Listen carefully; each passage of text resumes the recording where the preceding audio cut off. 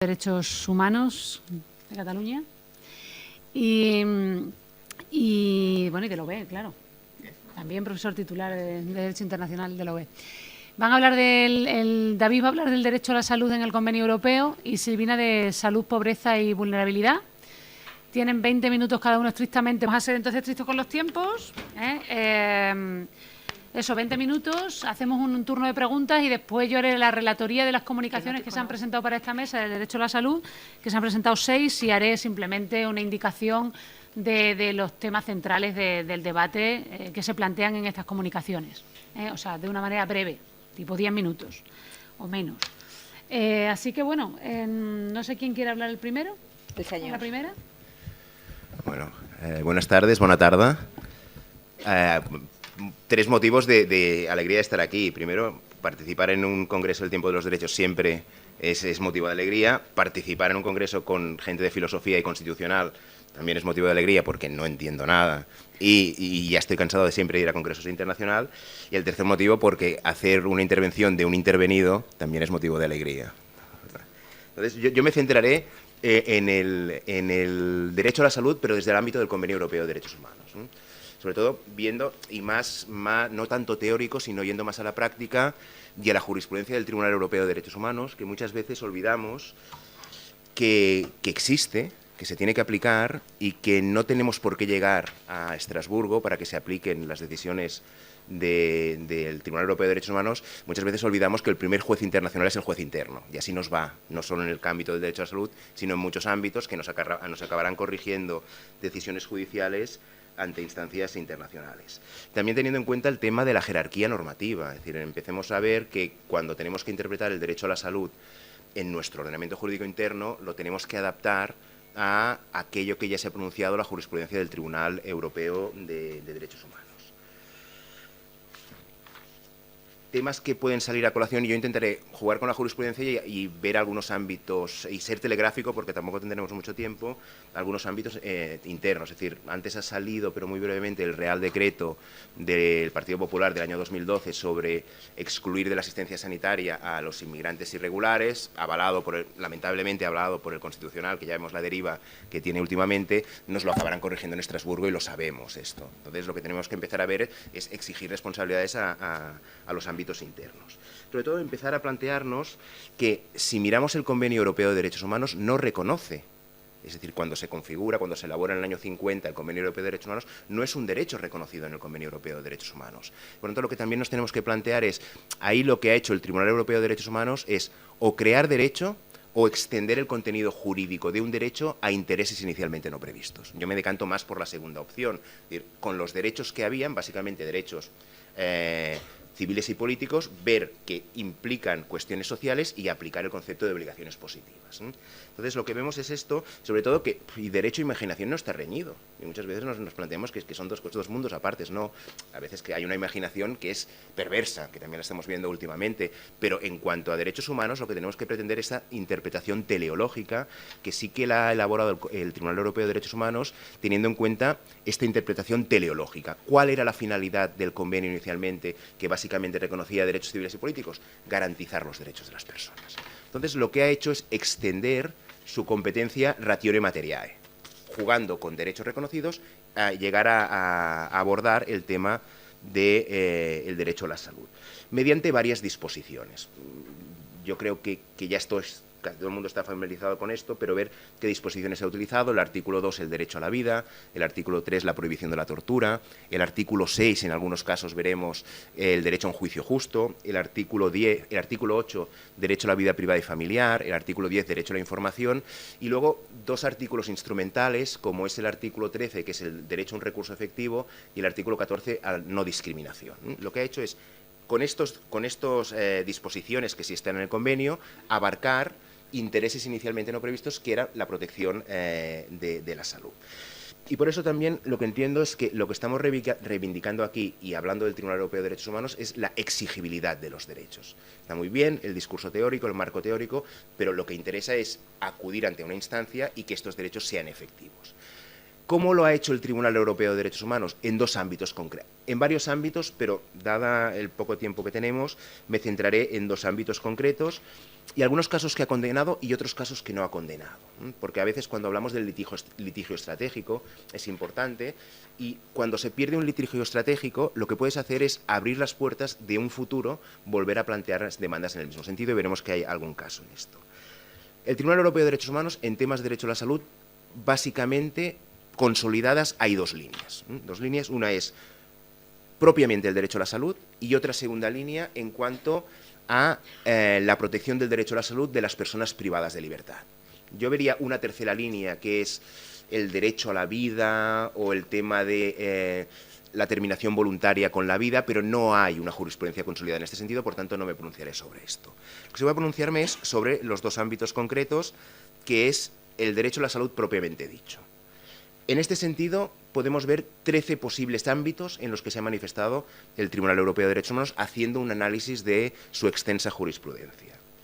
El primer ámbito sería la ausencia de cuidados médicos. Tenemos aquí un caso paradigmático, que es Valentín Campeanu contra Rumanía del 2014, en el que se plantea el supuesto de una persona con disminución intelectual que es seropositiva. ¿Qué hace Rumanía? Lo ingresa en un centro donde va a tener una atención para su discapacidad, pero no está preparado para cubrir el ámbito de la seropositividad.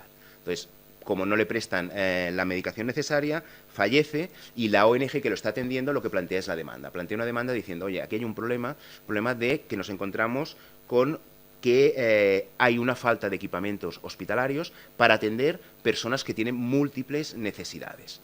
Y también lo que plantea, importante aquí, es condena a Rumanía, pero le dice, lo que tienes que hacer a partir de ahora es no ser el Estado el que se encargue de estas personas, sino nombrar que estas personas tengan un representante que esté separado del Estado, porque si no siempre nos vamos a encontrar que van a ir para la vía más fácil.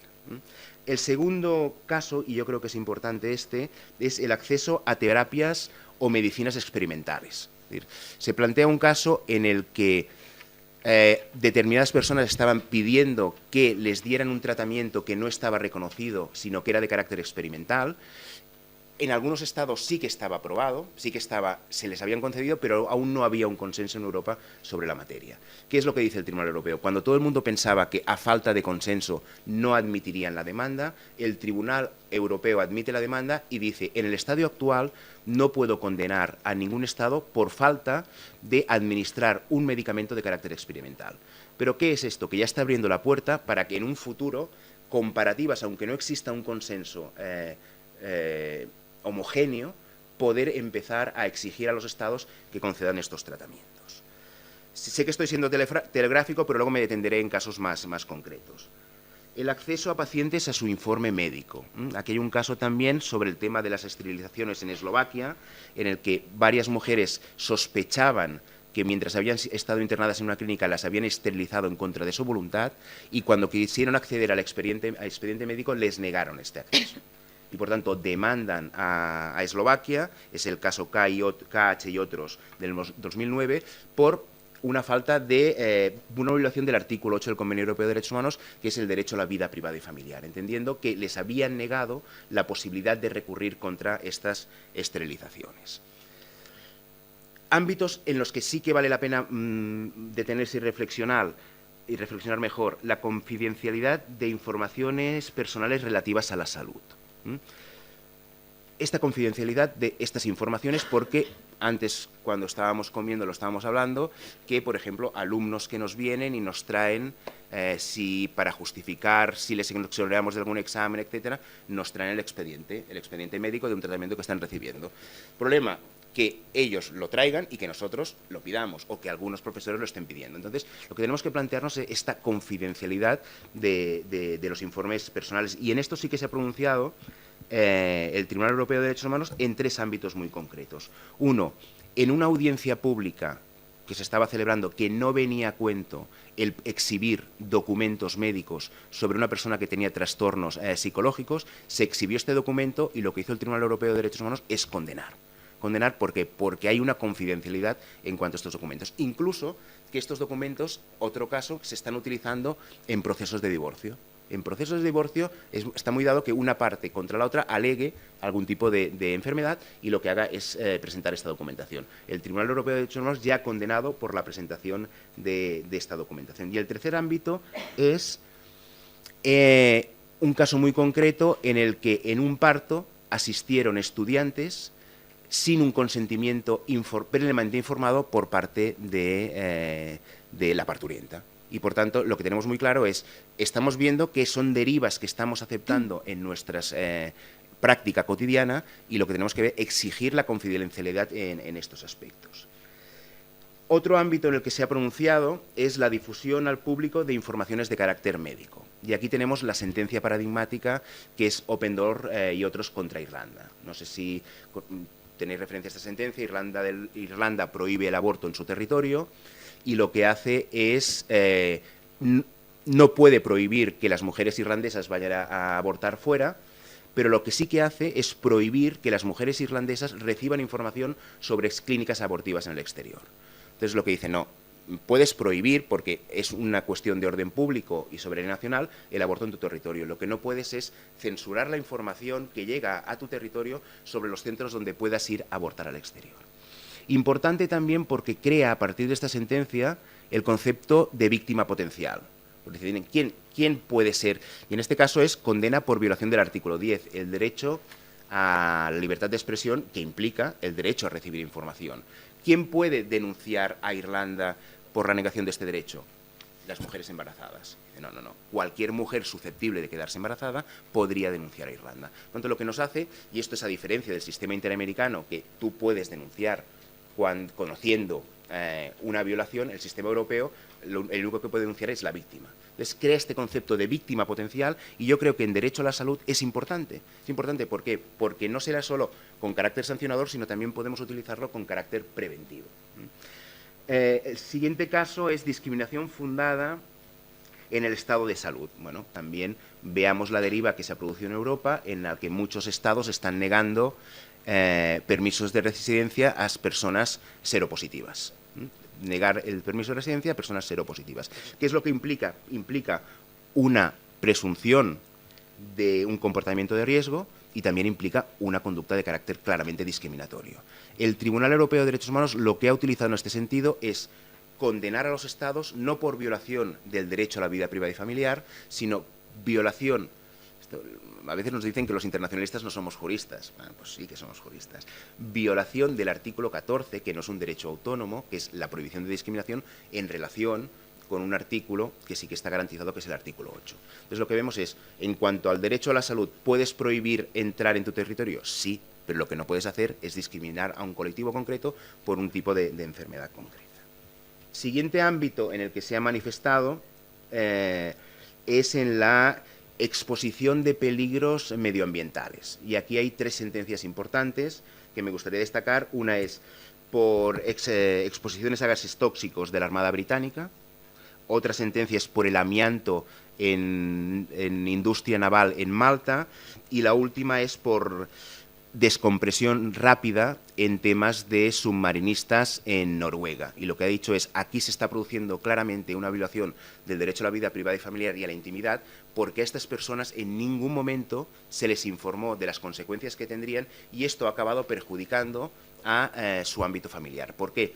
Porque no son violaciones que se producen de un día para otro, sino que son periodos de mucho tiempo en el que las consecuencias se produjeron 10, 20, 30 años posterior. Otro ámbito en el que se ha pronunciado es el de la expulsión de personas enfermas. Y aquí tenemos también otra sentencia de las clásicas, que es de contra el Reino Unido. Nacional de St. Nevis and Kitts, que trafica con drogas en Estados Unidos, cumple la condena, se va al Reino Unido, en Reino Unido también trafica con drogas, lo condenan a 10 años de prisión y contrae el SIDA estando en prisión. Junto con la medida de pena de 10 años, implica a los 10 años la expulsión. Y él lo que justifica es, si me expulsan a St. Nevis and Kitts una vez que haya cumplido la medida penitenciaria, no recibiré el tratamiento antirretroviral que estoy recibiendo en el Reino Unido. El Reino Unido dice, no, nosotros no tenemos ninguna obligación de tener a estas personas en nuestro territorio y, por tanto, la medida de expulsión se tiene que ejecutar. El Tribunal Europeo de Derechos Humanos lo que dice es, sí, tiene razón el Reino Unido, pero hay circunstancias excepcionales que justifican que no lo puedas expulsar. ¿Por qué? Porque si no sería responsable de una violación del artículo 3 del Convenio Europeo de Derechos Humanos, que es la prohibición de la tortura. No cometerías directamente la tortura, pero expulsándolo a St. Nevis and Kitts no podrá recibir el tratamiento para tener una muerte digna y, por tanto, comportaría una violación por tu parte. Esto se está utilizando en los tribunales internos. Lo que decíamos al principio, hay jueces que están entendiendo que el primer juez es el juez interno y se están evitando expulsiones de inmigrantes en situación administrativa irregular que ya están recibiendo tratamientos en España que no recibirían en sus estados de origen. Vemos la importancia de utilizar esta sentencia. Siguiente caso es la intervención o trato médico forzado. Cuando el Tribunal Europeo de Derechos Humanos tiene muy claro que sí, que se pueden utilizar pruebas ante los tribunales e intervenciones ante los tribunales que impliquen un trato médico, pero siempre y cuando se utilicen los métodos menos intrusivos para las personas.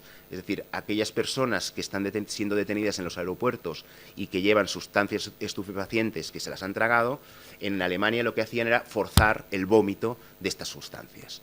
¿Qué dice el Tribunal Europeo de Derechos Humanos? Sí que puedes obtener pruebas o esperar que expulsen estas sustancias para utilizarlas en un proceso, pero lo que no puedes hacer es forzar métodos que sean intrusivos con la salud de las personas. Y acabo condenando a Alemania. Otro ámbito en el que se ha pronunciado es en el pago de cuidados médicos. Cuando en Rumanía el Estado tiene fondos suficientes, y es el tema que estabais tratando antes, tiene fondos suficientes para sufragar determinados medicamentos anticancerígenos, pero lo que dice es que no va a hacer frente porque tiene recursos la persona, lo que dice le recuerda al Estado las obligaciones positivas que tiene. Obligaciones positivas de la salud pública para todo el mundo, el acceso a medicamentos para todo el mundo, y aquí una persona falleció en Rumanía en el año 2012 y lo que hizo el hijo es denunciar a Rumanía por violación del artículo 2, que es el derecho a la vida, y condenó a Rumanía por omitir su deber de ejecutar esas obligaciones positivas. Otro ámbito en el que se ha pronunciado, ya digo, estoy siendo telegráfico, pero porque tenemos solo 20 minutos. El tema de la donación de órganos y tejidos. ¿Qué se está produciendo? Que muchos estados lo que están haciendo es hacer firmar consentimientos sin dar toda la información. Y aquí ya hay varias sentencias en que la falta de información o el consentimiento poco claro al donante o al familiar supone una violación del artículo 8 del Convenio Europeo de Derechos Humanos. También, y son los dos ámbitos que más se ha ocupado en temas de derecho a la salud, los procedimientos disciplinarios contra profesionales de la salud. Y aquí lo que ha utilizado sobre todo, procedimiento disciplinario contra profesionales de la salud, cómo se alargan los procesos y cómo los procesos se convierten en procesos eternos, y lo que ha utilizado es el artículo 6, el derecho a un juicio justo, para condenar las dilaciones que se producen en los tribunales internos al alargar de forma indebida todos esos procedimientos que exigen medidas disciplinarias, y sobre todo quien los plantean son los propios médicos. Los propios médicos diciendo, me están exigiendo unas medidas disciplinarias, las he recurrido ante los tribunales y estos procesos se alargan en exceso.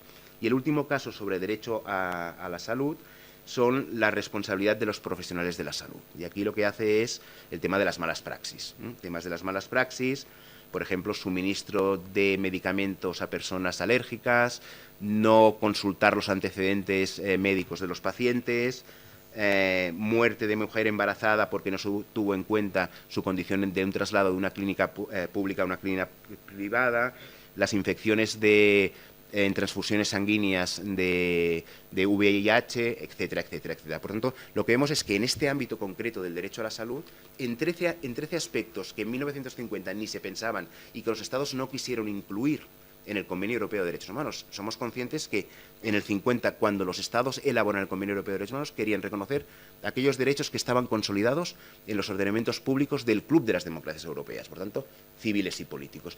Se les ha escapado el Tribunal Europeo de Derechos Humanos, porque ha entendido que su función era, una función es extender el contenido de los derechos vía protocolos adicionales, pero ahí ya entra la soberanía del Estado. El Estado es soberano para decir qué derechos se reconocen en los protocolos adicionales, incluso para aceptarlos o no, pero vía jurisprudencial lo que se han dado cuenta es que crearon un monstruo que no pueden controlar.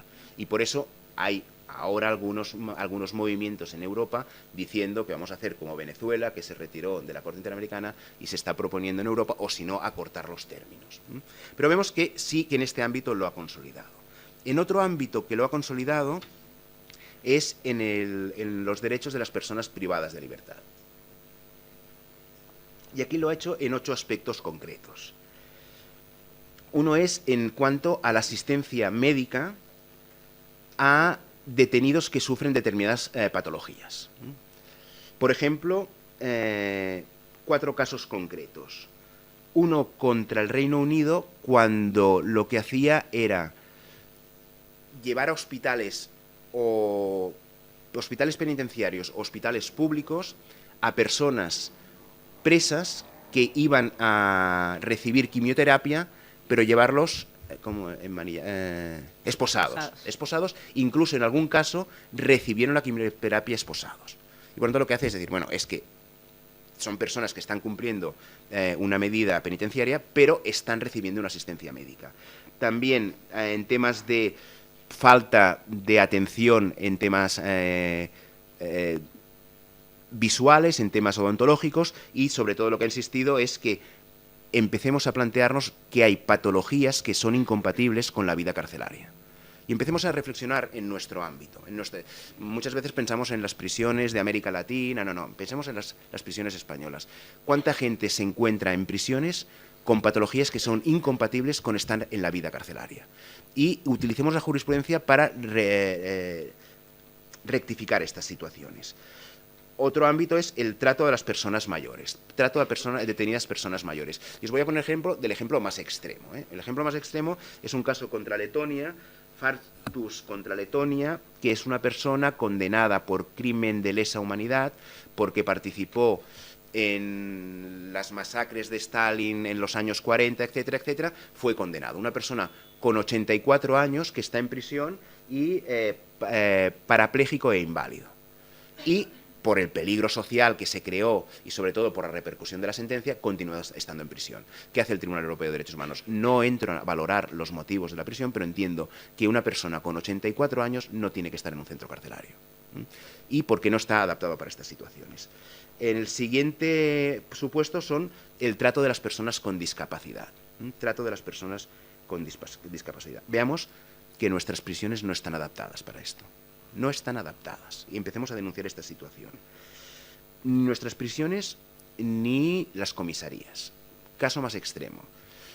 Una persona afectada de la talidomida en el Reino Unido, amputado de las 4 extremidades, que es condenada por ultraje a un magistrado en un procedimiento civil a unos días de detención y está 2 días en un centro penitenciario. No hay comisarías, primero, no tiene por qué estar en una comisaría en un centro penitenciario, y en las condiciones que estuvo en la comisaría y 3 días en el centro penitenciario, fue condenado por el Reino Unido. También aquí la reflexión vendría sobre el tema de los departamentos especiales de régimen cerrado. Departamentos especiales de régimen cerrado. En nuestras prisiones, que esto nos está hablando, hay... Cuando se incomunica a las personas, se les lleva a unos departamentos especiales de régimen cerrado que están incomunicados en celdas aisladas durante 23 horas y tienen 1 hora para estar en el patio solos.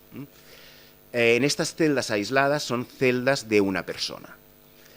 Si la persona que se encuentra en esta celda tiene algún intento de suicidio o tiene alguna discapacidad psicológica, ¿qué es lo que se dice? Nuestro régimen penitenciario.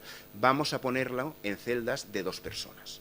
Celdas de 2 personas, ¿qué quiere decir? Que la administración está delegando en otro interno o interna la protección de esta persona o el seguimiento de esta persona. Empecemos a ver que tenemos que denunciar los DERC para todas las personas, pero también porque hay personas que están en el DERC que no deberían estar allí. Y es una forma de sacarse de encima por parte de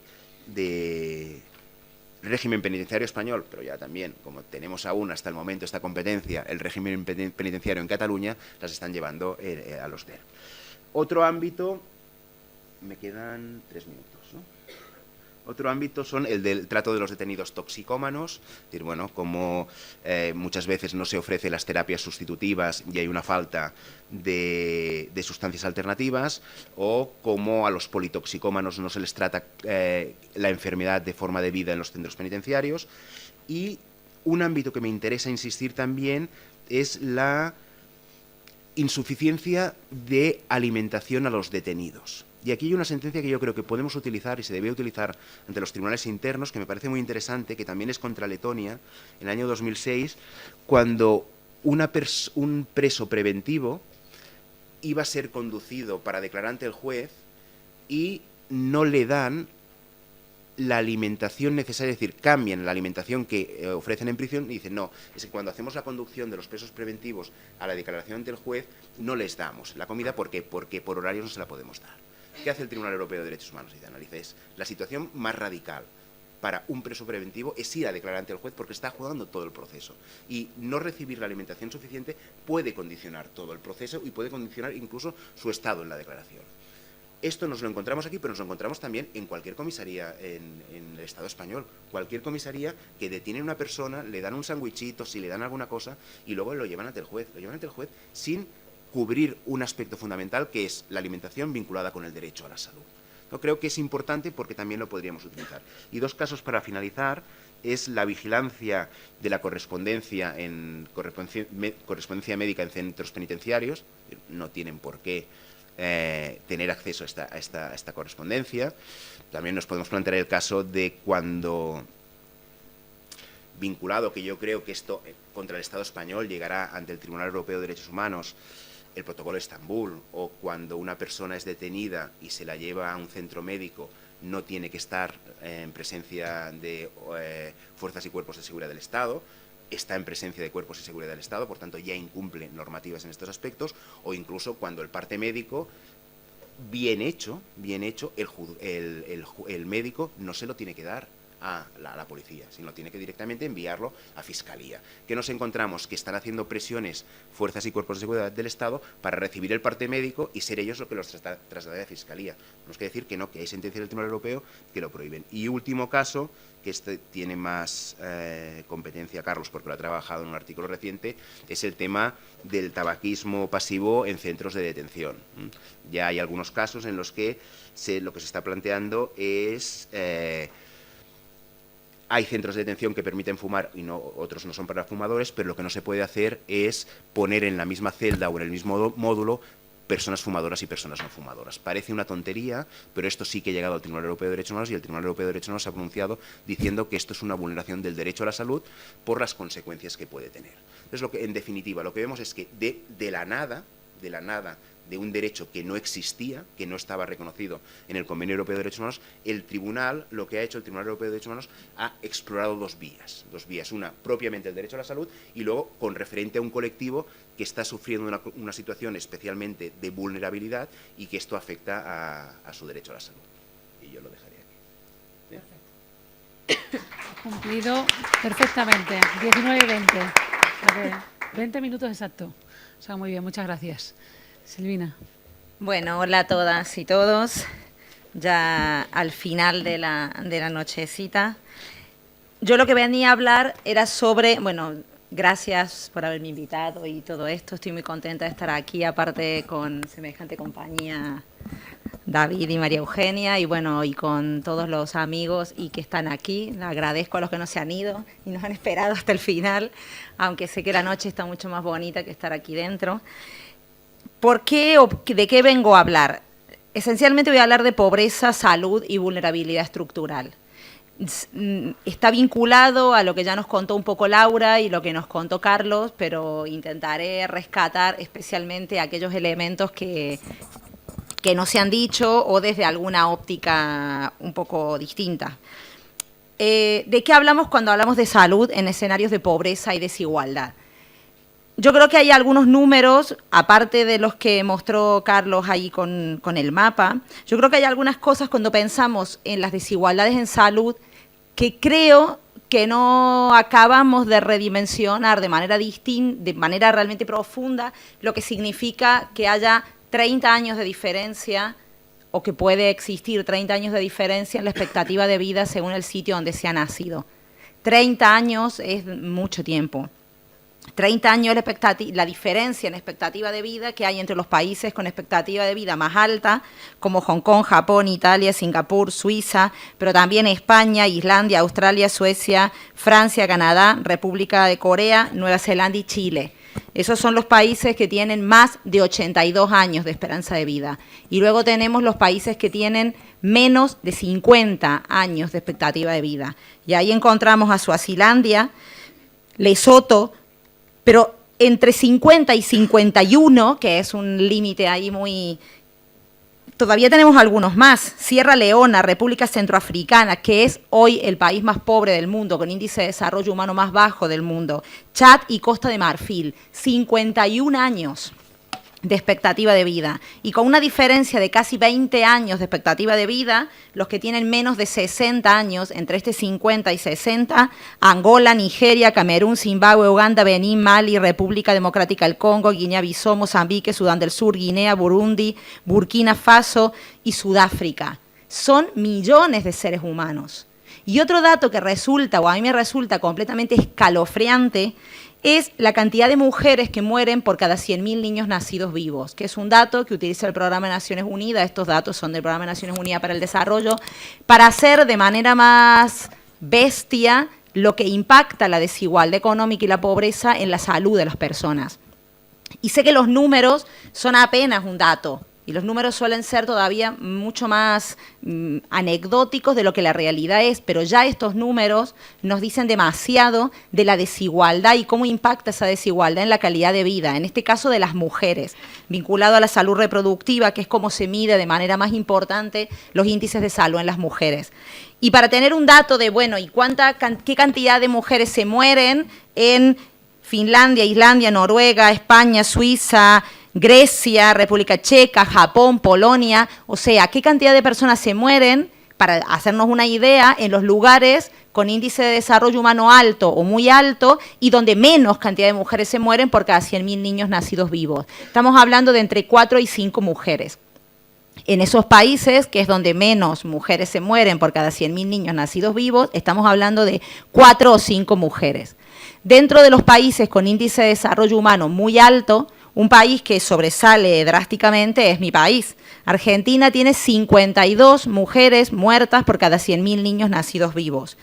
Es el único país con índice de desarrollo humano muy alto que tiene tal cantidad de mujeres por cada 100.000 niños nacidos vivos, de mujeres muertas por cada 100.000 niños nacidos vivos. En los países con desarrollo humano alto, ya vamos viendo cómo esto, mientras más bajo sea el índice de desarrollo humano, más cantidad de mujeres van a morir por causas vinculadas a la salud reproductiva, o sea, por causas que podemos evitar. Si en Islandia, Finlandia, Noruega y España mueren 5, ¿por qué en República Dominicana o Panamá mueren 94? En Bolivia, 206. En Gabón 291, en Guinea Ecuatorial 342, en Mauritania, ya con índice de desarrollo humano bajo, mueren 602, en Costa de Marfil 645, en República Centroafricana 882, y el macabro récord lo tiene Sierra Leona, que la pobre Sierra Leona siempre tiene récord de los más sangrientos, 1.360 mujeres por cada 100.000 niños nacidos vivos. ¿Qué pasa en esa brecha espantosa entre una mujer que nace en Finlandia, en España, y una mujer que nace en Sierra Leona? Pues que la probabilidad de que muera por causas vinculadas a la salud reproductiva son muchísimo más altas. ¿De qué vamos a hablar cuando hablamos de desigualdades en salud, entonces, para este concepto que nos traía Carlos, de que son inequitativas cuando son evitables, innecesarias e injustas? Esencialmente molesta un poco más lo de innecesaria, que acá tampoco voy a tener tanto tiempo para explayarme, pero porque es que un análisis económico del derecho ni siquiera es rentable que tantas mujeres muramos por causas que son prevenibles. Por lo tanto, lo que voy a intentar contarles es cuál es el concepto de pobreza, que es un tema claramente empobrecido en la filosofía. en la filosofía política, en la filosofía del derecho, en el ámbito en el que nos movamos de los derechos humanos, generalmente, o sea, es que la pobreza es la violación más amplia a los derechos humanos y sin embargo es el tema menos estudiado. La pobreza no se habla porque hemos naturalizado las causas de la pobreza y hemos naturalizado que estamos condenados a vivir en sociedades pobres y por lo tanto cuando nos permitimos soñar desde los derechos humanos nos aferramos a los objetivos del milenio y pensamos, bueno, que haya un poquito menos. Pero no nos estamos pensando en realmente en el entrecruzamiento. Cuando hablamos de pobreza, yo quiero centrar, empezando y acabando, en las 3 patas que creo que descansa el sistema de derechos humanos que hemos construido y que es completamente compatible con las violaciones de derechos humanos. Tenemos un sistema de derechos humanos que es compatible con las violaciones a los derechos humanos. Tanto como cuando hablamos de los hijos sanos del patriarcado. Aquí sería algo parecido y la analogía me gusta, porque los derechos o las violaciones a los derechos humanos que convivimos son los hijos sanos del sistema de derechos humanos que mantenemos, porque el sistema de derechos humanos que mantenemos está sentado en 3 patas deficitarias. Vamos a hablar de cómo se entrecruza democracia como modelo de organización política, cómo se entrecruza liberalismo como marco ideológico y cómo se entrecruza capitalismo como forma o criterio de organización de recursos.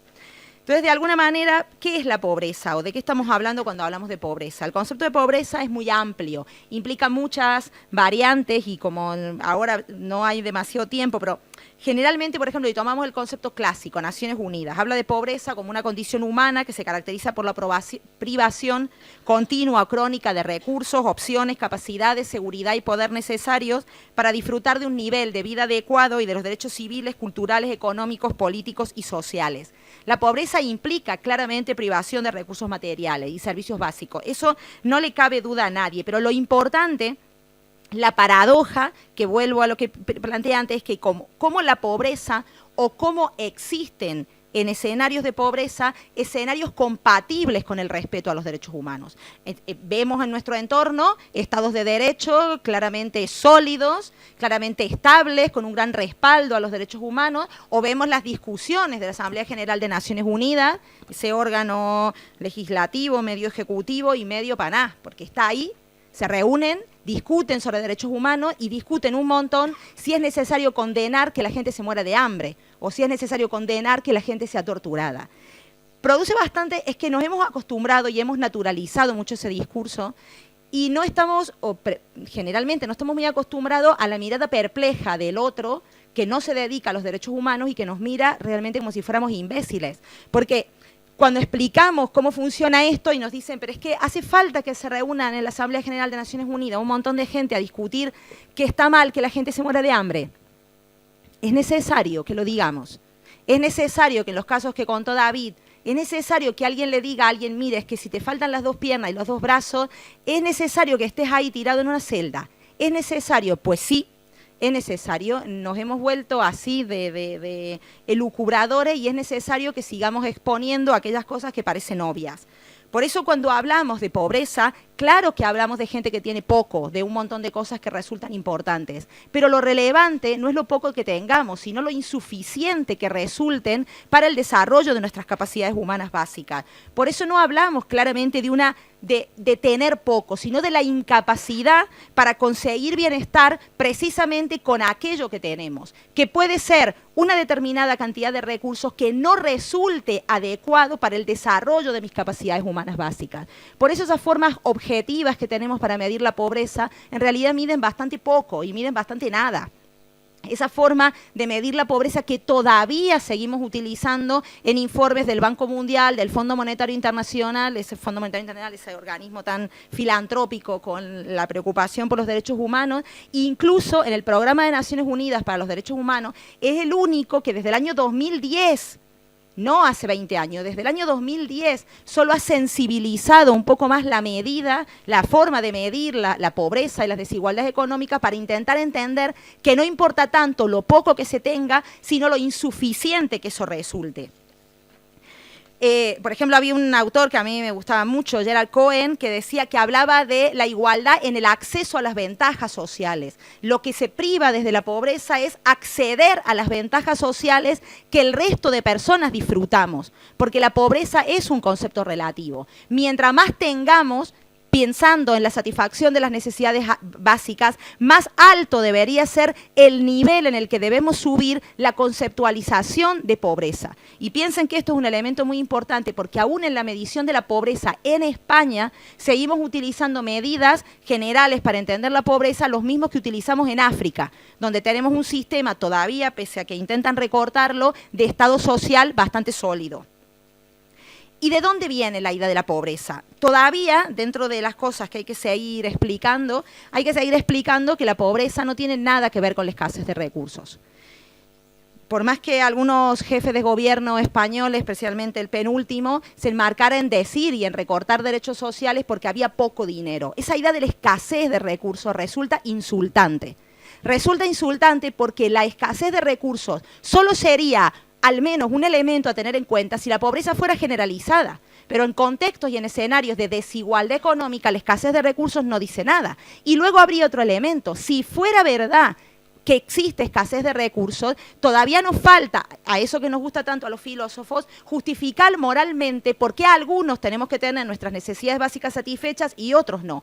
Pero ni siquiera es necesario hacer esa fundamentación en términos de escasez, porque la escasez no es el problema. El problema de la pobreza, ya lo sabemos casi todos, que es la redistribución de recursos mundiales. Pero si el problema de la pobreza es la redistribución de recursos mundiales y es la desigualdad económica, no solo la muestra más sangrante de que hay formas no solo de disminuir la pobreza, sino quizás de disminuirla en el sentido de eliminar las necesidades básicas satisfechas, estamos hablando directamente de que hay que reestructurar el capitalismo o reestructurar el capitalismo al menos de la manera sangrante y suicida que lo estamos practicando.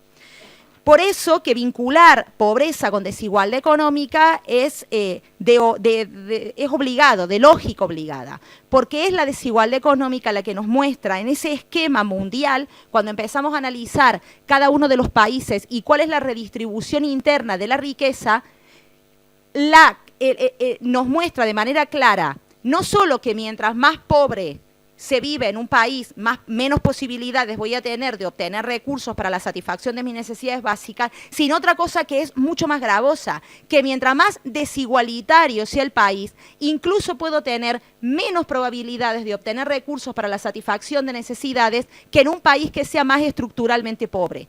Y eso no es imaginación, nos lo muestran los datos de Naciones Unidas cuando miramos cuál es la desigualdad de recursos dentro de Sierra Leona o de la República Centroafricana y vemos la desigualdad de recursos en Estados Unidos. Un dato muy importante sobre USA. Antes, hasta el informe anterior del 2015, Estados Unidos ocupaba el 6º lugar con índice de desarrollo humano más alto del mundo y tenía un índice de desigualdad interna que, si tenemos en cuenta cuál es el país más desigualitario del mundo, que es Irán, Estados Unidos estaba a la mitad de la desigualdad interna de Irán y era como el tercer país con desigualdad interna más relevante. Estados Unidos ha bajado 5 puestos en el desarrollo humano.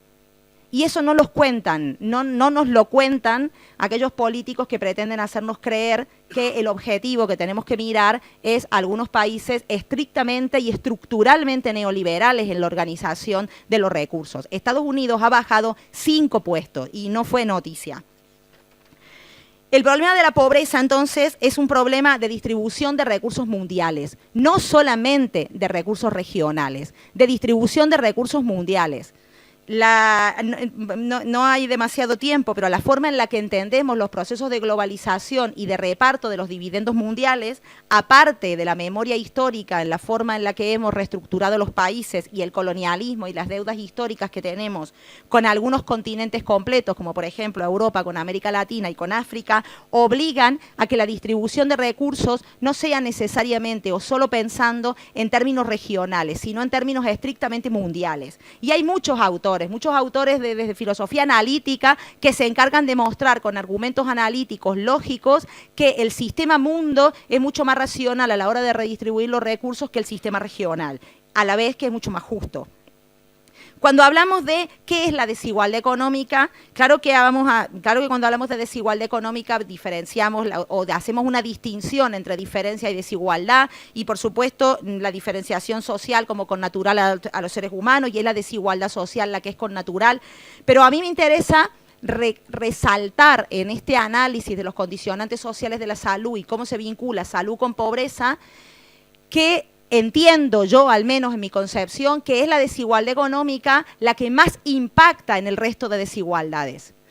Claro que hablamos de condiciones agravantes de desigualdad, hablamos de interseccionalidad, yo prefiero usar condiciones agravantes de desigualdad, pero nos estamos refiriendo más o menos al mismo concepto. Claro que se entrecruzan las diferentes desigualdades que experimenta una persona situada en un determinado contexto heterogéneo, pero en términos de salud y condicionantes sociales de la salud, por más que podamos entender distintas desigualdades y que las desigualdades pueden operar de manera distinta, según el escenario en el que nos encontremos, más machista, más racista y más pobre, yo creo que son las tres desigualdades que se entrecruzan de manera clara.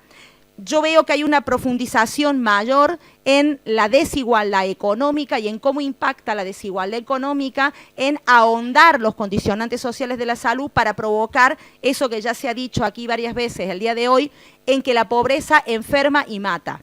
Ya no solo que las personas enferman en escenarios de pobreza, sino que la pobreza enferma y mata. Ya la Organización Mundial de la Salud en los años 60 consideró a la pobreza como una enfermedad y la numeró, y no adrede.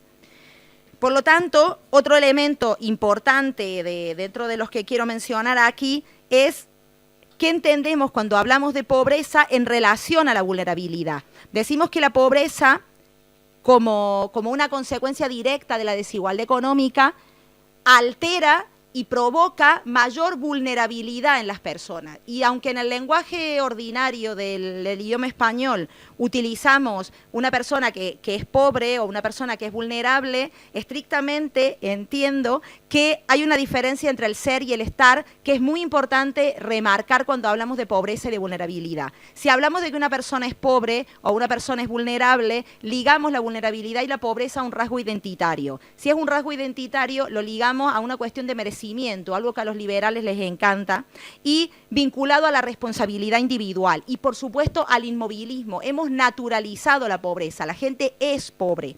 Si hablamos de que la pobreza y la vulnerabilidad es una cuestión circunstancial, las personas están en condiciones de pobreza. Trasladamos no solamente la idea volitiva, que no está en la idea de la vulnerabilidad y la pobreza, sino que, ojo, también trasladamos la responsabilidad. Y ya no hablamos de responsabilidad individual, hablamos de responsabilidad social. Claro que hay responsabilidad, pero hay responsabilidad social. Hay algo más claro que explicar que desde los años 80, Patarroyo, ese médico colombiano, ya descubrió cómo curar la malaria. Y por si quedaba alguna duda, Tu Youyou, una médica china, en el año 2010, ya patentó otro remedio para curar la malaria. Pues ya tenemos dos y no tenemos ningún remedio de la malaria y los pobres son los que se siguen muriendo de malaria.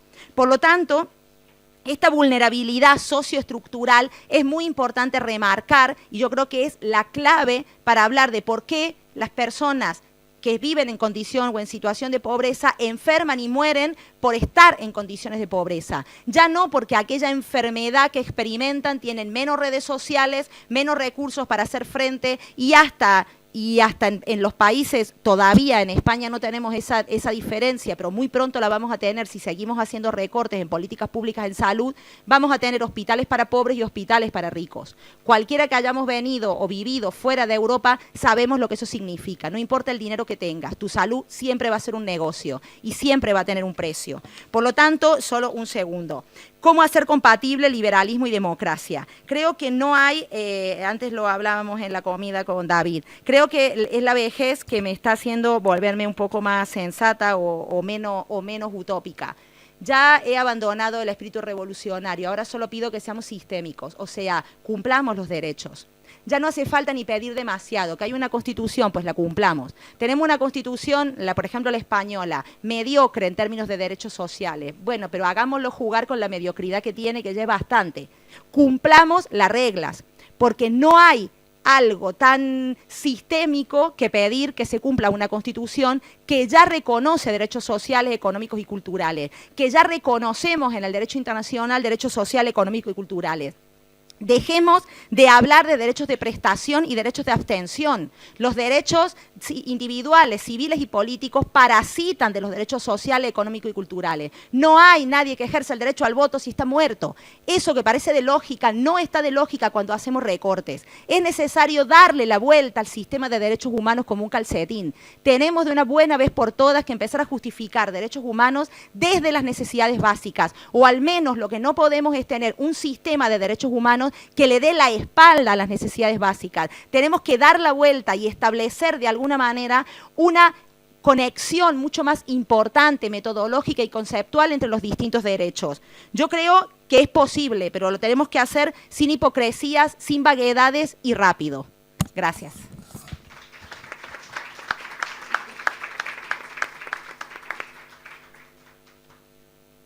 Bueno, muchas gracias, Silvina. No sé si ahora se abre el turno de palabra, hacemos la relatoría. Bueno, se han presentado 6 comunicaciones adscritas a esta mesa, que en realidad se pueden clasificar bien porque hay 2 que trabajan que trabajan el derecho a la salud como un derecho social y plantean las dificultades que en el ámbito español en un caso y en el ámbito, digamos, brasileño en otro caso se plantean las dificultades que hay para solventar, digamos, o para cubrir el derecho a la salud. En el caso español, el autor es Jesús Esteban. El título de la comunicación es Los derechos sociales y sus recursos dentro del debate político y jurídico, el derecho a la asistencia sanitaria. Y básicamente, se plantean las consecuencias que tiene la inobservancia del derecho a la asistencia sanitaria por razones de carácter económico. Se hace una alusión al artículo 135, a la reforma del 135 de la Constitución y a lo que ha supuesto esto en el ámbito, digamos, de los recortes del derecho a la salud y de los derechos sociales, ¿no? Y en el caso de Brasil tenemos, es doble, Germana y Marilia. El título es El panorama de la judicialización del derecho a la salud en Brasil, análisis a la luz de los tribunales superiores, donde se plantean también la cuestión de la efectividad del derecho a la salud en el ámbito de los tribunales superiores brasileños. Aquí, hay un cuestionamiento acerca de los principios rectores, si plantean o no una obligación de hacer, si podríamos exigir o no a los diferentes países o a las diferentes, digamos, estructuras judiciales que pusieran en marcha precisamente o que pusieran esos principios rectores. Y aquí a mí se me ocurría la figura esta del recurso de inconstitucionalidad por omisión que se plantea precisamente en algunas constituciones de tercera generación como Ecuador, que es, aunque no se plantea exactamente en la comunicación, pero en realidad se apunta a las insuficiencias que tenemos para obligar a los poderes políticos a desarrollar esos principios rectores y hacer lo que las obligaciones positivas les obligan a hacer, ¿no? Y cómo esta falta de acción por parte de los poderes políticos lleva a la judicialización, digamos, del derecho a la salud como derecho social. Estos serían 2 de las comunicaciones. Hay otras 2 relativas a la cuestión de los migrantes en situación irregular y a su exclusión en España, que es la comunicación de Encarnación La Espina, el acceso por categorías a la asistencia sanitaria de las personas migrantes en la experiencia sureuropea y canadiense, y de Nieves Alonso García, el derecho a la asistencia sanitaria en el contexto de la Unión Europea, consideraciones en torno al extranjero irregular. Se plantean algunas críticas a la irregularidad como prototipo de exclusión, a la idea del migrante enfermo como una amenaza al bienestar o como un factor de riesgo, y a cómo se ha reflejado, digamos, este prototipo de exclusión en el Real Decreto de 2012. Y Nieves, de hecho, hace un análisis de ese Real Decreto y de la aproximación que ha hecho este Real Decreto el Tribunal Constitucional, que también ha aludido también aquí David, ¿no? Hasta qué punto se puede regular esta cuestión por decreto, hasta qué punto la sostenibilidad económica es un argumento que debe usar el Tribunal Constitucional para excluir o para restringir derechos, y hasta qué punto, digamos, la aplicación desigual del decreto en España no ha generado una situación de inseguridad jurídica, ¿no? Como sabéis, pues la aplicación ha sido estricta en Castilla-La Mancha, Castilla y León, Islas Baleares, Rioja y Murcia, pero sin embargo en otras comunidades autónomas ha sido restringida de otra manera o simplemente regulada de una manera mucho más garantista, como el caso de Andalucía, Asturias, País Vasco, Navarra o Cataluña, ¿no? Esta línea, de hecho, también se plantea en relación al Constitucional con los temas de pobreza energética, que ya sabemos que el Constitucional pues se ha recurrido continuamente a todas las leyes que se han hecho en las diferentes comunidades autónomas en temas de pobreza energética, y el Constitucional ha confirmado la inconstitucionalidad. Bueno, por un lado planteando la cuestión de las competencias en las comunidades, pero por otro lado aludiendo también a argumentos de carácter económico, ¿no? Más actuando como Tribunal de Cuentas que como Tribunal Constitucional. No se sabe hasta qué punto la sostenibilidad económica debe ser un argumento o no, como digo, en el ámbito en el ámbito del Constitucional, ¿no? Por lo que hace a los derechos sociales, además, que son aparentemente más onerosos. Digo solo aparentemente más onerosos, bien, y después las dos últimas, que serían la de María Julieta Cena, la objeción de conciencia en casos de salud sexual y reproductiva en el marco de los derechos humanos, algunas consideraciones sobre Argentina, y la de Dayana, una dosis de salud para las mujeres, por favor, la objetividad científica las mantiene enfermas. Es decir, la relación entre derecho a la salud y las cuestiones de salud sexual y reproductiva, como digo, uno en el marco de Argentina y otro pues más bien de carácter general. Aquí lo que se plantea en el marco de Argentina, que me ha parecido muy interesante, es la objeción de conciencia que se contempla en la ley argentina en los casos de interrupción del embarazo como una herramienta de presión que obstaculiza el acceso a la salud sexual y, en este caso, no reproductiva. En Argentina existe la ley de indicaciones, la ley de supuestos, y se plantea pues la indeterminación interpretativa del alcance y los procedimientos en estos casos. Se plantea cómo esto ha llevado a la judicialización de los casos, dada la indeterminación que existe, y se apunta a que esto ha sido, en cierto modo, intencionado, porque han sido los sectores conservadores los que han presionado para que exista una gran falta de precisión en lo que hace a la regulación de la objeción de conciencia en el caso de los abortos, ¿no? Y también se alude a una gran falta de seguridad jurídica, dado que las regulaciones provinciales son diferentes y más o menos garantistas según los casos. En el caso de Inés Dayana Méndez se plantea o se cuestiona la objetividad de la ciencia, planteando en qué medida el imperialismo médico es homogeneizante y ha reproducido los estereotipos de género, y se cuestiona además lo que ella llama, yo creo que muy acertadamente, el robo epistemológico, el modo en el que se ha secuestrado o manipulado el conocimiento y el autoconocimiento de las mujeres en el ámbito de la salud, sobre todo de la salud sexual y reproductiva. Se apunta también el modo en el que el modo en el que el control del cuerpo de las mujeres y de su capacidad reproductiva, sea para obligarlas a tener hijos que no quieren, sea para lo contrario, ha sido un modo, digamos, machista, misógino, de heteropatriarcal, por decir, de enfoque del derecho a la salud en el caso de las mujeres. Así que tendríamos, no sé si lo he resumido bien y he sido más bien rápida, pero bueno, tendríamos entonces estos, digamos, tres bloques o tres ejes, digamos, de debate. Por un lado, la cuestión de los derechos sociales, el derecho a la salud como derecho social y la sostenibilidad económica del derecho a la salud.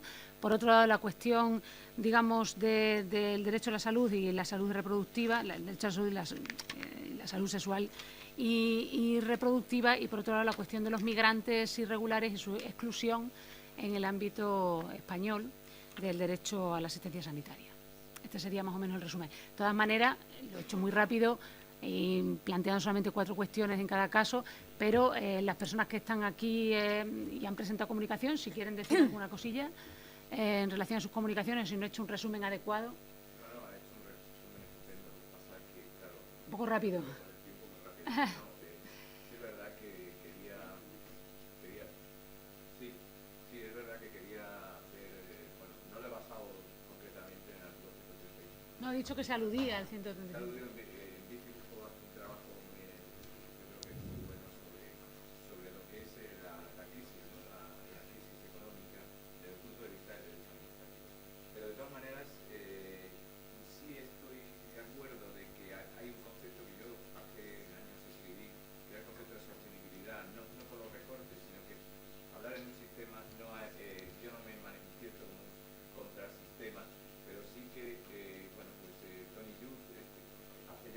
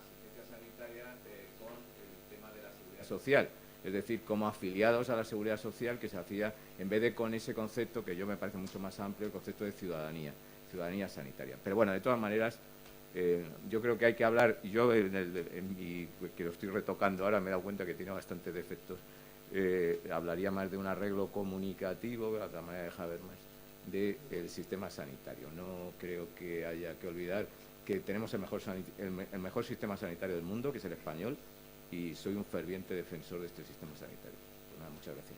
Muy bien, muchas gracias. Dayana.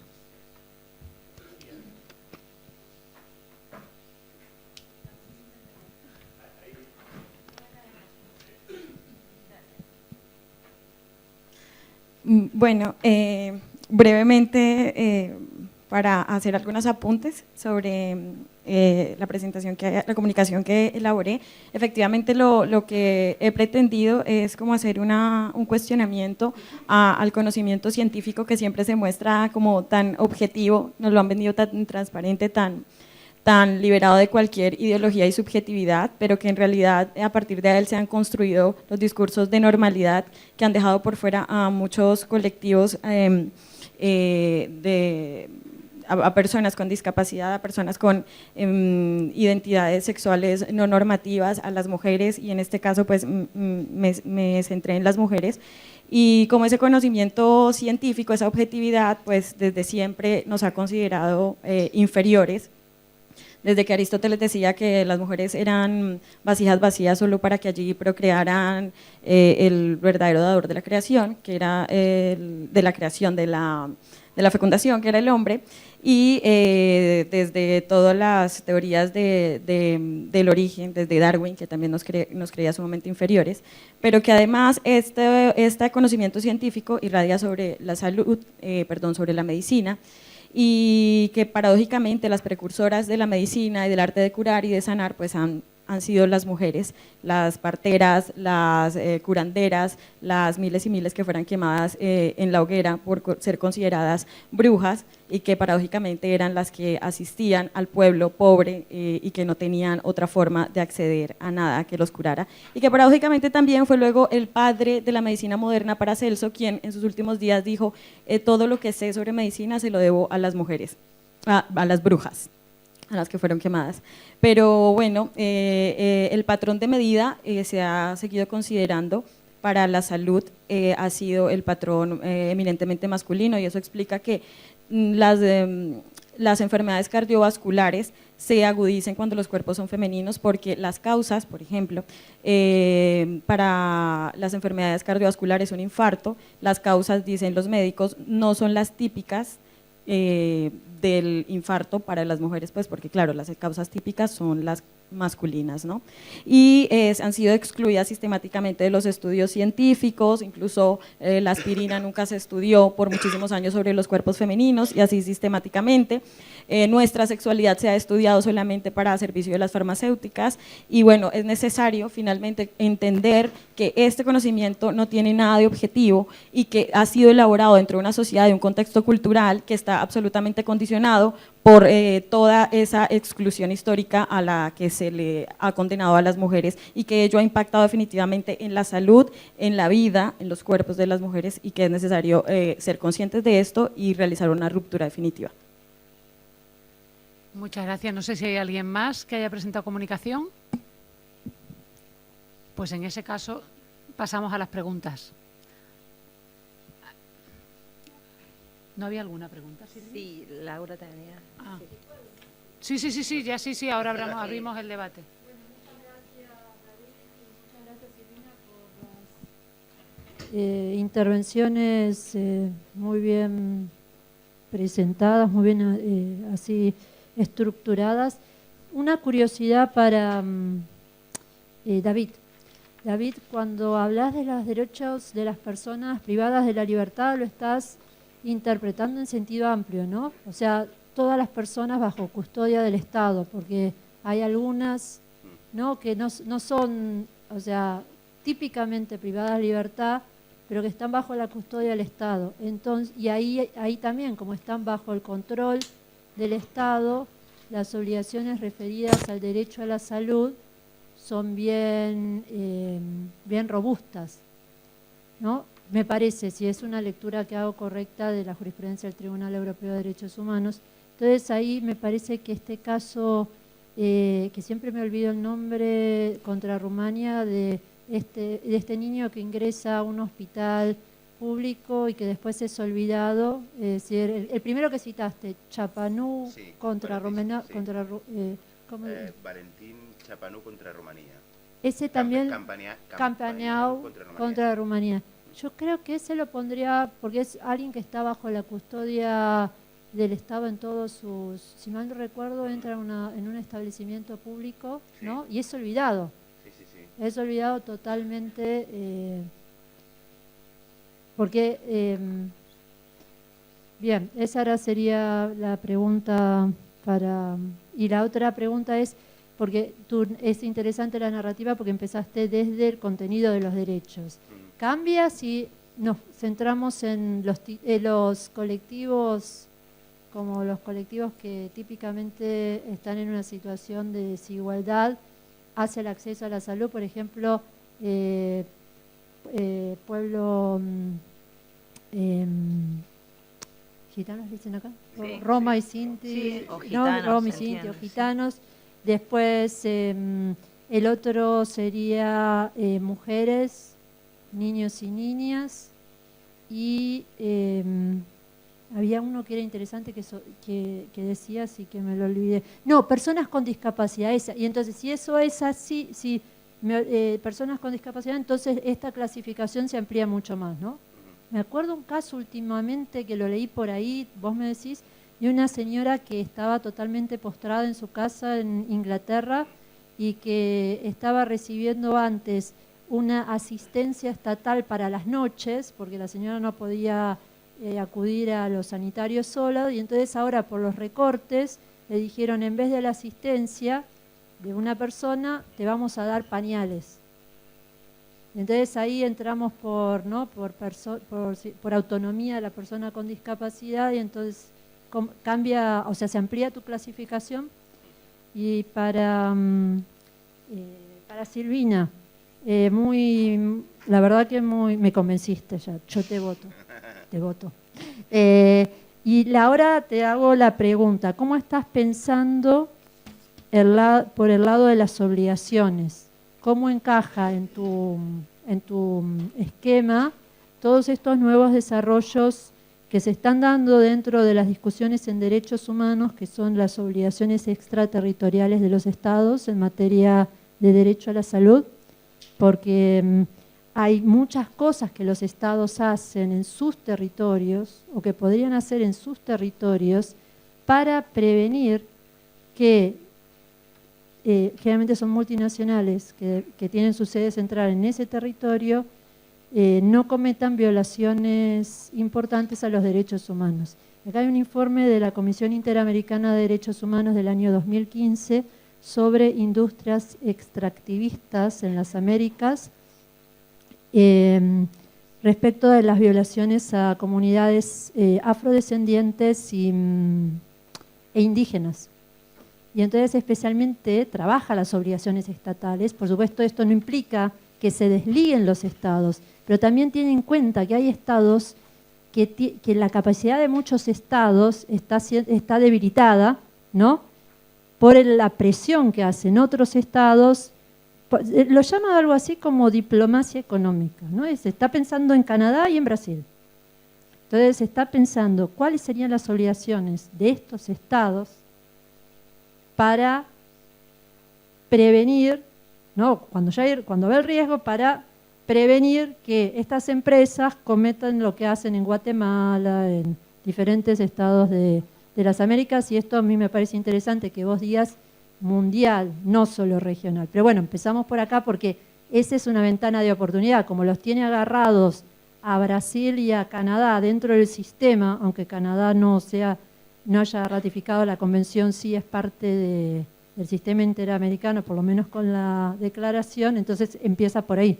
Pero bueno, lo mismo sería pensable para el sistema europeo, ¿no? Porque herramientas jurídicas hay, en el sentido de, ya, por ejemplo, David refería a los casos no devolución de personas si hay un riesgo cierto de que esa persona...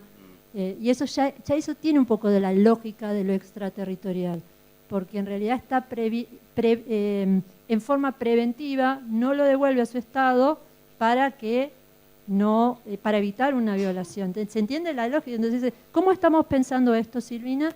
Y la otra cuestión es a nivel internacional, ¿no?, la responsabilidad de las multinacionales, porque ahí están en desigualdad de condiciones, la desigualdad de poder es abismal, ¿no?, en relación con muchos estados que por temor a perder esas inversiones, bueno, no admiten cualquier tipo de condiciones para los trabajadores, la flexibilización, esto que el otro. Entonces, en tu esquema, ¿cómo ingresan estas obligaciones que están, digamos, desde los márgenes, ¿no? Hay mucha, digamos, las están parando mucho, pero hay, por ejemplo, las obligaciones extraterritoriales en materia de DESC de este colectivo de Maastricht, que en algún sentido el Comité de Derechos Económicos, Sociales y Culturales recoge en su última observación general sobre obligaciones extraterritoriales. No me acuerdo cuál es el número de la última observación general. No sé, ¿alguien sabe el número de la última? ¿21, 22? 23. 23. Esa sería mi pregunta para vos, Silvia. No sé si hay alguna más para... Sí. A mí me gustaría preguntar la repercusión con respecto a los derechos humanos en cuanto a los migrantes en situación irregular. Me refiero a la reforma de nuestro sistema sanitario a través del Real Decreto Ley 16/2012 de la 10ª legislatura, en forma de desestabilización del sistema universal sanitario español. En cuanto a ese pensamiento de la sanidad es para quien la cotiza. Hay un artículo de Carlos Dema sobre este tema. A mí me gustaría cómo se debería plantear con respecto a este congreso. Gracias. Si hay alguna pregunta más, concentramos. Y si no, doy paso ya a los ponentes. Pues listo. Bueno, intento contestar las que pueda. Lo que planteabas, sí que me planteo el término de personas privadas de libertad mucho más amplio, no solo en centros penitenciarios, en comisarías también, pero lo extendería a menores en centros de menores tutelados. Por ejemplo, no sé si esto ya lo denunciamos hace un mes, pero me parece que ahora ha llegado una denuncia internacional, el tema de la Ciudad de la Justicia en Barcelona, cómo están siendo tratados los menores que están, los MENA, que llegan y están en unos establecimientos y en unas salas inadecuadas totalmente, y si no, y dicen que no los tienen estas salas para no llevarlos a las celdas, no han cometido ningún delito. También me planteo el tema de las residencias de gente mayor, también es un tema que estamos tratando, el tema de los centros psiquiátricos y el tema de los hospitales penitenciarios. Entonces, todo esto entra dentro del concepto de personas privadas de libertad, que quien tendría que hacer su función aparte del Estado, aquí en el Estado español, sería el defensor del pueblo.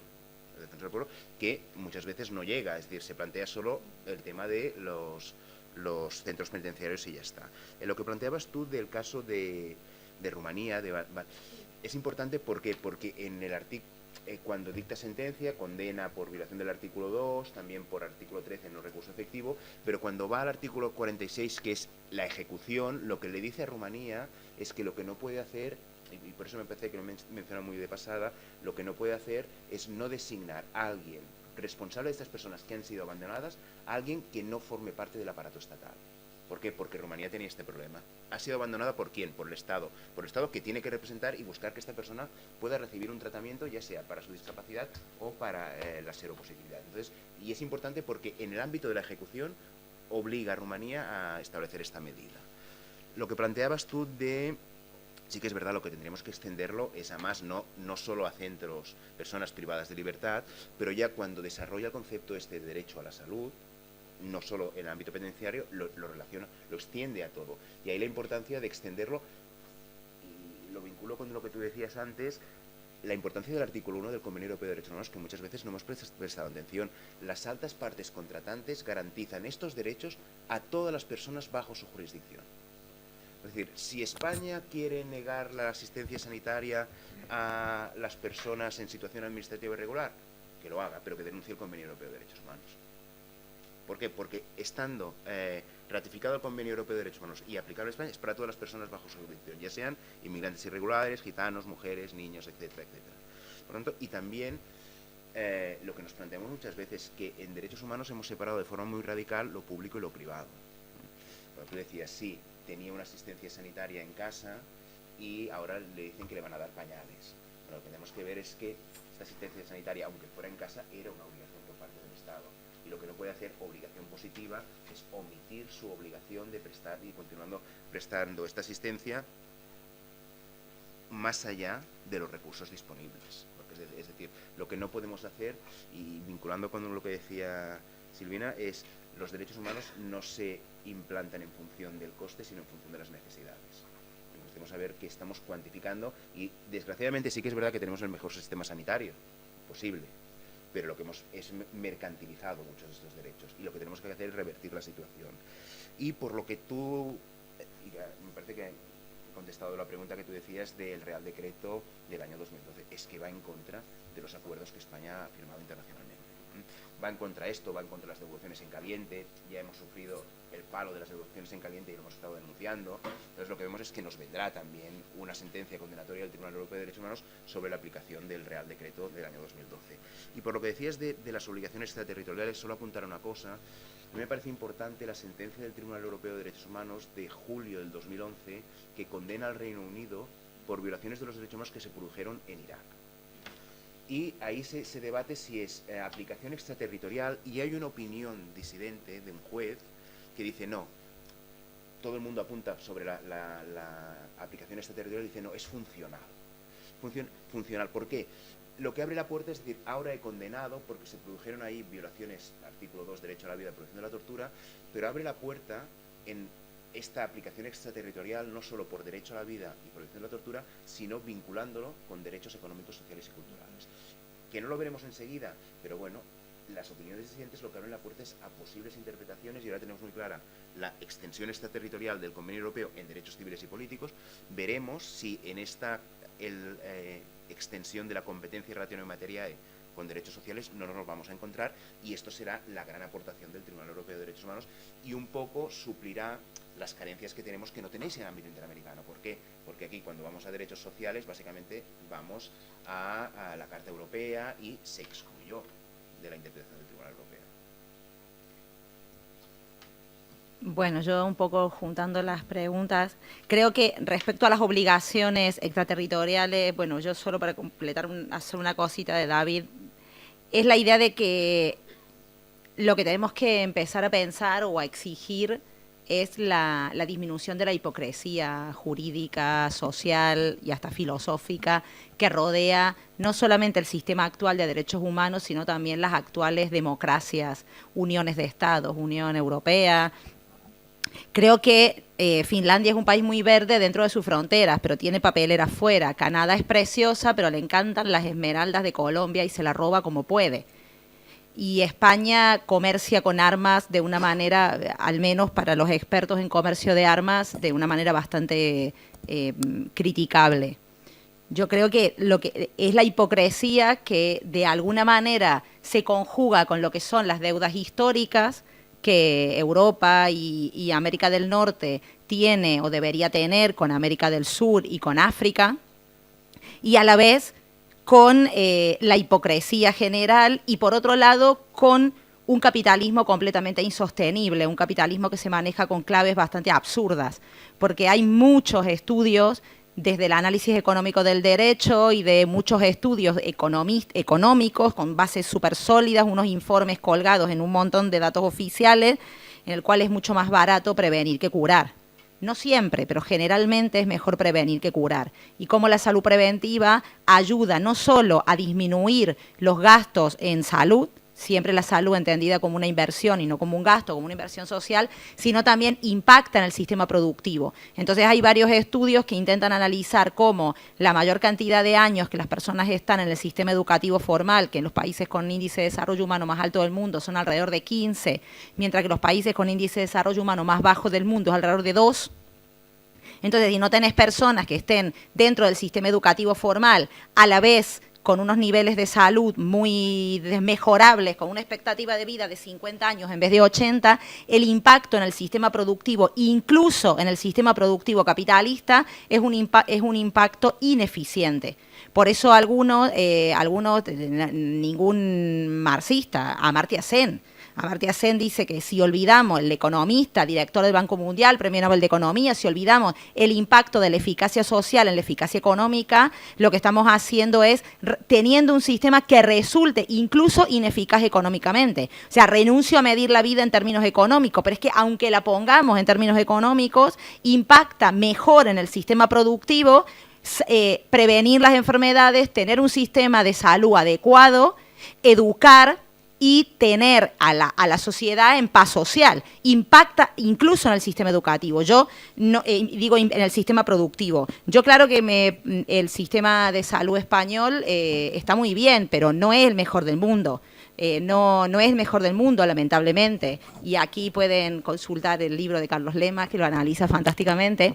A ver, el sistema, si lo comparamos con los sistemas de salud en el mundo, teníamos un sistema de salud muy sólido. No podemos seguir pensando que tenemos todavía el mejor sistema de salud del mundo cuando las listas de espera son tan amplias como son, cuando tenemos una salud, una atención de la salud tan deficitaria en algunas áreas tan importantes como la prevención del cáncer de mamas, como la prevención del cáncer de útero, como el tratamiento tan deficiente que hay a algunas personas con discapacidad en relación a la atención de salud, al SIDA, a que todavía no nos vacunamos de la hepatitis C, que no nos vacunamos del meningococo B. O sea, ¿de qué me están hablando cuando hablamos de que tenemos el mejor sistema de salud del mundo? Pues yo que he optado por este país, no como a algunos que les tocó en una lotería biológica, los que hemos optado por venir a este país, lo que tenemos que ser es sinceros, que ya lo estamos perdiendo. Claro que todavía podemos volver a tener un sistema de salud que valga la pena, pero para eso hay que disminuir la corrupción interna y exigir políticas públicas acorde al mantener ese sistema. No vale de nada seguir diciendo que tenemos un buen sistema de salud, porque el sistema de salud lo están desmembrando. Lo están desmembrando a partir de políticas públicas de recorte. Solo basta darse vueltas por hospitales públicos, solo basta darse vueltas por los lugares donde se atiende a las personas con... aparte no es lo mismo ir, no sé, a la Fundación Jiménez Díaz o ir al Gregorio Marañón. Te lo cuentan los mismos médicos, lo vemos en los ascensores, si lo vemos en los ascensores, imagínense en los quirófanos. Por supuesto que comparativamente seguimos teniendo un sistema de salud muy bueno, pero podríamos tener uno mejor, al menos el que teníamos antes y todavía mejor que el que teníamos. Entonces yo creo que la salud pública es sostenible, claramente que es sostenible. Un sistema de salud pública todavía mejor que lo que hay. Lo que no es sostenible es la corrupción. Lo que no es sostenible es la mercantilización de la vida pública y lo que no es sostenible es solo hacer políticas públicas para 4 años o 3 años. Tenemos que dejar de pensar en esa mediatización de la política y hacer políticas públicas que duren y que fortalezcan las estructuras sociales. La única manera que va a disminuir la vulnerabilidad estructural cuando pensemos para el futuro y no inmediatamente para el año siguiente que estamos en elecciones, más o menos. Pues yo creo que con esta contundencia podemos cerrar ya la mesa. Muchas gracias, Silvina. Muchas gracias, David. Gracias a todos y todas por haber venido y haber aguantado hasta este momento, que la verdad es que ha merecido la pena. O sea que creo que habéis acertado.